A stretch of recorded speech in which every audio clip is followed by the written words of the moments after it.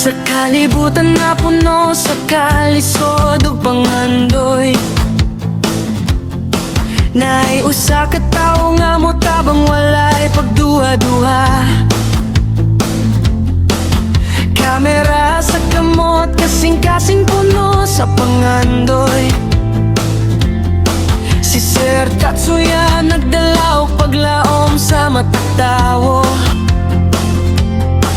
Matag vlog nga iyang buhat, daghang kinabuhi ang mahikap.